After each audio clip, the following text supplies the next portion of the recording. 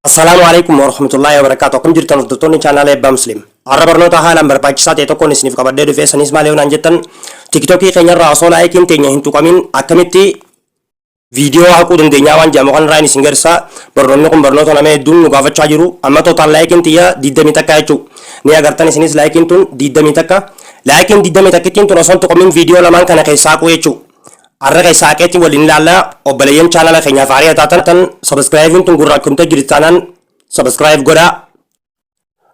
Mallattoo olirra kaadhaan isin hinjaa barnoonni keenya nama hunda dura akka isin dhaqqabuuf laayikiin tun yeroo gabaabaadhee isin fudhatti laayikii tuqaa waan isin dhibee koomantiirra nuuf barreessaa hanga dhuma barnoota keenyaatti naa waliin tura.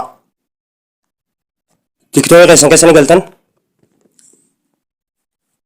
Amma laayikiin xiyyaa kun akkuma isin agartanii 20 takka jechuudha. Laayikii tan osoo tuqin akkamitti viidiyoo haquu dandeenyaa waan jedhamu kanarraa isin garsiisuu deema.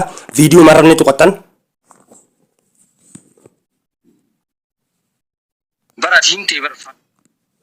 Viidiyoo irra gisee tuqattan booda bakka ni agartan bakka tuqaa sadii tana. Kunootii bakka tuqaa sadii tana irratti ni tuqattan jechuudha.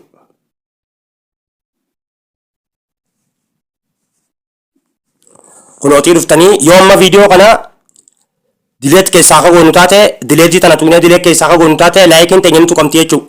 Osoo laayikiin tuqin akkamitti dileet godhuu dandeenya kunooti bakka qolfii tana ni agartan jeetii yaada piraayivesii seetingii bakka jiru tanarratti ni tuqatanii jechuudha. Viidiyoo keenya ergu everyone nama hundi jechuudha. Friends warra follow gaafataniin qofaatu harka kan sadaffaa kanarra godhattanii jechuudha.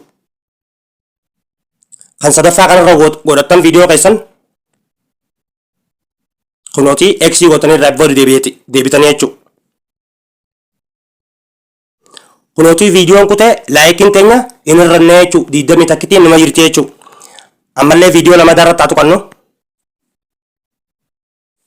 Kunooti amma viidiyoo kanarra gisee tuqattan booda bakkuma tuqaa sadii tanarra tuqattanii jechuudha ammaas. Kunooti as dhuftanii akkanatti as akkana ooftanii bakka qolfii tana gisee harkattan booda kunooti qolfii tana seetingii piraayivesii seetingii bakka jiru tanarratti tuqattanii jechuudha.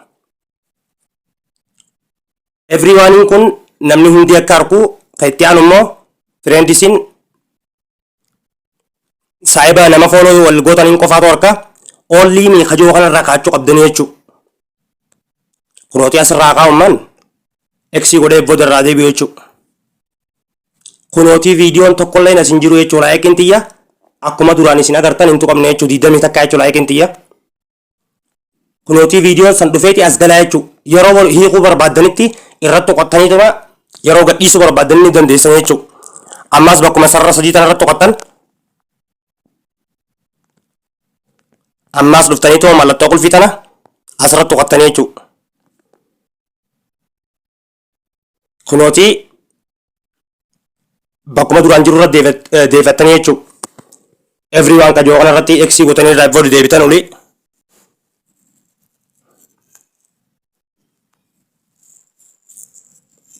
Kunooti amma viidiyoon keenya bakkuma duraanii nuuf deebi'ee jira jechuudha. Qolfii jalaa ba'ee kunooti nuuf deebi'ee jira jechuudha viidiyoon keenya. Barnoonni keenya kanarraa kana fakkaataa warri laayikiin teessan osoo hin tuqamin viidiyoo ofirraa kufeetan kallattiin amma isin agarsiise steeppii salphaa ta'e tanaan sirreeffachuu dandeessan. Subscribe, like, share godhuudhaan nu gargaara. Nu cinaa dhaabbaddaa akka nuti barnoota adda addaa isiniif oomishnuuf waan isin dhibe immoo koomantii irratti nuuf barreessaa hanga barnoota biraatii walitti deebinutti nagaan naaf tura.